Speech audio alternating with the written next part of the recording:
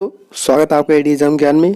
और आज हम 23 दिसंबर 2018 में आया हुआ हिंदी के क्वेश्चन हल करेंगे जो वीडियो के पेपर में आए थे।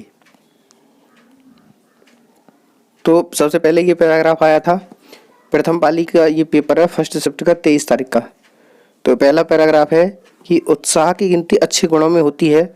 किसी भाव के अच्छे या बुरे होने का निश्चय अधिकतर उसको उस प्रवृत्ति के शुभ या अशुभ परिणाम के विचार से होता है। वही उत्साह जो कर्तव्य कर्मों के प्रति इतना सुंदर दिखाई पड़ता है, अकर्तव्य कर्मों की ओर होने पर वह वैसा ही श्लाघ्य प्रतीत नहीं होता। आत्मरक्षा, पररक्षा, देश रक्षा आदि के निमित्त साहस की जो उमंग देखी जाती है, उसके सौंदर्य को परपीड़न, डकैती आदि कर्मों का साहस कभी नहीं पहुंच सकता। ये बात होते हुए भी विशुद्ध उत्साह या साहस की प्रशंसा संसार में थोड़ी बहुत होती है। अत्याचारियों या डाकुओं के शौर्य व साहस की कथाएं भी लोग तारीफ करते हुए सुनते हैं। उपरोक्त गद्यांश के आधार पर निम्नलिखित प्रश्न का उत्तर दीजिए। तो इसका है क्वेश्चन से जुड़ा हुआ गद्यांश का उपरोक्त गद्यांश का शीर्षक क्या होना चाहिए? घमंड, उत्साह, जोश या वीरता? तो इसका शीर्षक उत्साह होना चाहिए। एक और गद्यांश है इसमें, कुंती अपने लाडले लाल को, अपने हृदय के टुकड़े को, अपने प्यारे नवजात शिशु को नदी में छोड़कर लौट आई। वह छोटी नदी थी, वायु अनुकूल थी, देव की गति जानी नहीं जाती। वह नदी चंबल नदी में जाकर मिलती है। अब शिशु की पिटारी बहती बहती चंबल नदी में आई। इटाबे के पास चंबल नदी आकर श्री यमुना जी में मिलती है, अतः चंबल के प्रवाह के साथ वह भी यमुना जी में आ गई और यमुना जी के साथ प्रयाग की ओर बढ़ी। तीर्थराज प्रयाग में जाकर श्री यमुना जी गंगा जी में मिल जाती है। यमुना जी गंगा जी में मिल जाती है, अतः अब वह मंजूषा शिशु को लेकर काशी की ओर बहने लगी। उसके साथ ना कोई मल्ला था, ना पथ प्रदर्शक। भाग्य उसे स्वयं बहाकर ले जा रहा था। काशी, पाटलिपुत्र आदि राज्यों की सीमा को पार करती हुई गंगा जी के प्रवाह के साथ वह मंजूषा बिना किसी रुकावट के आगे बढ़ती चली जा रही थी। आगे चलकर वह अंग देश की सीमा में पहुंची, मानो उसकी यात्रा समाप्त हो गई। और उसी समय चंपा नगरी के राजा अधिरथ अपनी स्त्री राधा और अपने सेवकों के सहित गंगा में स्नान करने आए। उन्होंने दूर से इस सुंदर सी बेटी को जाह्नवी की लहरों के साथ क्रीड़ा करते देखा। अंत में उन्होंने अपने सेवकों को आज्ञा दी, सामने यह जो मंजूषा बहती जा रही है उसे पकड़कर लाओ। तो क्वेश्चन है आपका, कुंती अपने नवजात सुकुमार शिशु को कहाँ छोड़कर आई थी? तो ये आपका नदी में छोड़कर आई थी। मंजूषा को कौन साथ लेकर जा रहा था? सेवक, मल्लाह, पथ प्रदर्शक या भाग्य? तो भाग्य जो है मंजूषा को लेकर जा रहा था। राजा अधिरथ ने अपने सेवकों को क्या आज्ञा दी थी? तो इसमें राजा अधिरथ ने मंजूषा को लाने की आज्ञा दी थी। चंपा नगरी के राजा किसके साथ स्नान करने आए थे? तो चंपा नगरी के राजा जो है वो राधा और सेवक के साथ स्नान करने आए थे। जब कोई सरकारी पत्र या ज्ञापन कार्यालय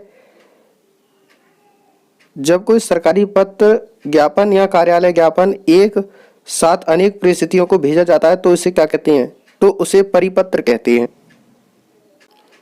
जब एक अधिकारी दूसरे अधिकारी को व्यक्तिगत नाम से पत्र लिखता है तो उसे क्या कहते हैं? अर्धशासकीय पत्र कहते हैं। एक विद्यार्थी को अपने स्कूल के प्रधानाचार्य को अभिनिवेदन में क्या लिखना चाहिए? जब विद्यार्थी अपने स्कूल के प्रधानाचार्य को पत्र लिखता है तो उसे आपका आज्ञाकारी शिष्य यानी कि सी जो है, जो ये ऑप्शन सही है, ये लिखना चाहिए। संक्षेपण मूल पाठ से कितने शब्दों में लिखना चाहिए? तो 1/3 शब्दों में लिखना चाहिए। हिंदी में ध्वनियाँ कितने प्रकार की होती हैं? तो हिंदी में ध्वनियाँ 2 प्रकार की होती हैं, स्वर और व्यंजन। मात्रा के आधार पर स्वर कितने प्रकार के होते हैं? तो मात्रा के आधार पर स्वर 2 प्रकार के होते हैं, ह्रस्व स्वर और दीर्घ स्वर। जिह्वा के आधार पर स्वर कितने प्रकार के होते हैं? तो 3 प्रकार के होते हैं, अग्रस्वर, मध्यस्वर और पश्चस्वर। निम्नलिखित में से कौन सा शब्द पुल्लिंग है? दया, भाषा, माया या आभार? तो इसमें आभार जो है वो आपका पुल्लिंग शब्द होगा। निम्नलिखित में से कौन सा शब्द पुल्लिंग है? आशा, आशा की गई होता है, स्त्रीलिंग है। क्षमा मांगी गई, ये भी स्त्रीलिंग होगा। और कष्ट दिया गया, ये पुल्लिंग शब्द है। और सेना आ गई, ये भी स्त्रीलिंग है। तो ये तीनों कट जाएंगे, केवल पुल्लिंग शब्द ये हो जाएगा, कष्ट दिया जाता है। निम्नलिखित में से कौन सा शब्द स्त्रीलिंग है?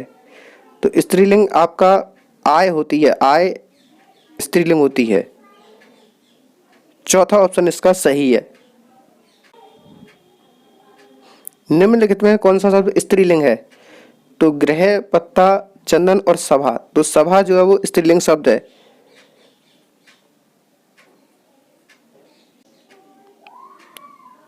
संधि कितने प्रकार की होती है? तो संधि 3 प्रकार की होती है, स्वर संधि, व्यंजन संधि और विसर्ग संधि।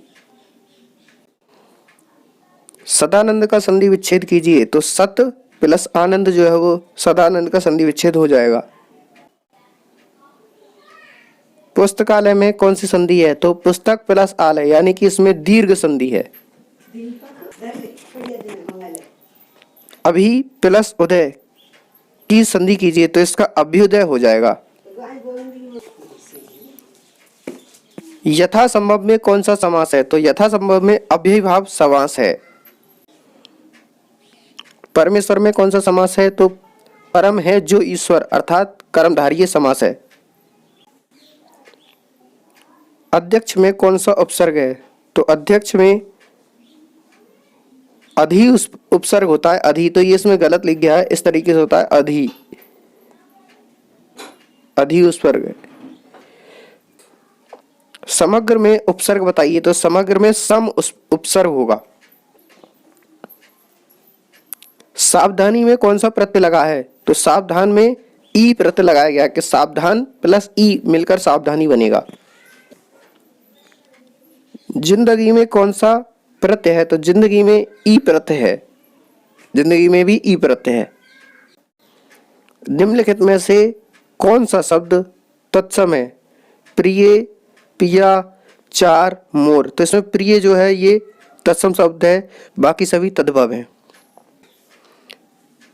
निम्नलिखित में कौन सा शब्द तत्सम नहीं है? तत्सम नहीं है तो इसमें वचन, शलाका, तिक्त या चार। तो चार जो है वो आपका तद्भव है, ये तत्सम नहीं है। निम्नलिखित में से कौन सा शब्द विदेशज है? विदेशज है तो ये आपका रिक्शा शब्द विदेशज है। बाकी जूता, तेंदुआ और ये आपका नव, ये सब देशज शब्द है। और रिक्शा आपका विदेशी शब्द है। रिक्शा आपका जापानी भाषा का शब्द होता है।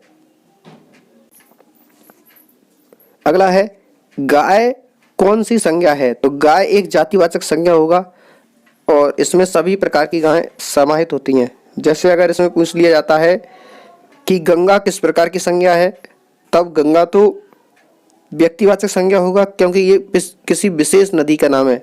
जबकि अगर पूछ लिया जाता है नदी किस प्रकार की संज्ञा है, तो नदी आपका व्यक्तिवाचक संज्ञा होता है क्योंकि उसमें सभी नदियों का नाम समाहित हो जाता है। नदी की पूरी जाति का बोध कराती है, इसलिए वो जातिवाचक संज्ञा हो जाता है।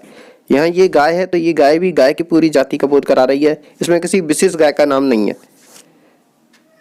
है। यदि किसी विशेष गाय का नाम होता तो वहाँ व्यक्तिवाचक संज्ञा हो जाता है। निम्नलिखित में से कौन सी भाववाचक संज्ञा है? तो भाववाचक संज्ञा में आपका बीमारी आएगा, बाकी ये तीनों व्यक्तिवाचक संज्ञाएं हैं। हिंदी में कुल कितने सर्वनाम हैं? तो हिंदी में 11 सर्वनाम आते हैं। मैं, तू, आप, यह, वह, जो, सो, कोई, कुछ, कौन, क्या, ये सब 11 सर्वनाम हैं। तो हिंदी में सर्वनामों की संख्या 11 है। सर्वनाम के कुल कितने भेद होते हैं? तो सर्वनाम के 6 प्रकार होते हैं। तो 6 भेद होते हैं सर्वनाम के। पुरुषवाचक सर्वनाम, निजवाचक सर्वनाम, निश्चयवाचक सर्वनाम, अनिश्चयवाचक सर्वनाम, प्रश्नवाचक सर्वनाम और समूहवाचक सर्वनाम। हाँ, और लास्ट में संबंधवाचक सर्वनाम। पर्वतीय शब्द में कौन सा विशेषण है? तो गुणवाचक विशेषण है। निम्नलिखित में से कौन सा शब्द विशेषण है? आगरा, चमकीला, कुछ या लिखना। तो चमकीला शब्द जो है वो विशेषण है। जो शब्द संज्ञा की विशेषता बताते हैं उन्हें क्या कहते हैं? तो संज्ञा की विशेषता बताने वाले शब्द विशेषण कहलाते हैं। राम सो रहा है, इस वाक्य में कौन सी क्रिया है? तो इस वाक्य में आकर्मक क्रिया है। वह एक सप्ताह बाद आया, इस वाक्य में कौन सा शब्द क्रिया विशेषण है? तो इसमें बाद जो है वो क्रिया विशेषण है। देखिए इसमें आपका धीरे धीरे, कब, पर्याप्त, अवश्य आदि भी क्रिया विशेषण होते हैं।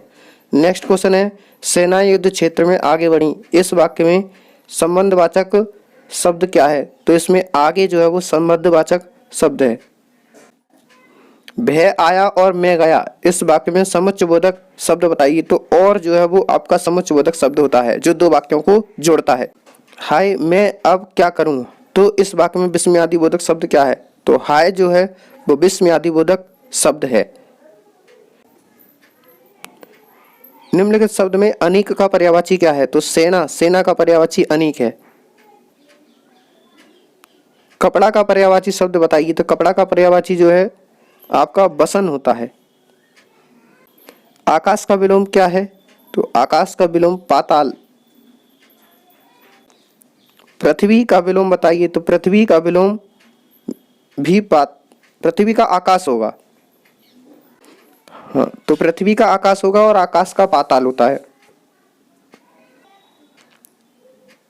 अभय और उभय, इस शब्दों का अर्थ बताइए। तो उभय मानी तो दोनों होता है, तो दोनों इसमें है और किसी में है नहीं, तो पहला ही वाला सही है। ये अभय, उभय, निर्भय और दोनों। अली और अली, इस शब्द में इसका सही अर्थ क्या है? तो इस अली का अर्थ तो होता है सखी और इस अली का अर्थ होता है भौरा। तो भौरा और सखी ये वाला सही है। उपसर्ग वह शब्दांश है जो क्या होता है? तो ये उपसर्ग की परिभाषा आ गई। तो जो किसी शब्द के बाद में जुड़ता है ये नहीं है, किसी शब्द के मध्य में जुड़ता है ये भी नहीं है, और किसी शब्द के आगे जुड़ता है यही वाला ठीक है। उपसर्ग वह शब्द जो किसी शब्द के आगे जुड़ता है उसका अर्थ परिवर्तित कर देता है। कौन सा शब्द शुद्ध शब्द है? तो 46 जो ए वाला ऑप्शन है ये वाला सही शब्द है। निम्नलिखित में से कौन सा शब्द शुद्ध है? तो उज्ज्वलन इस तरीके से लिखा जाता है, ये शुद्ध शब्द है। तो आज की वीडियो के ये 50 क्वेश्चन हमने कंप्लीट कर दिए। बाकी सभी क्वेश्चन जीएस के क्वेश्चन जो भी यूपी ट्रिपल एससी वीडियो के लिए महत्वपूर्ण होंगे इस चैनल पर कराए जाएंगे। Thank you for watching.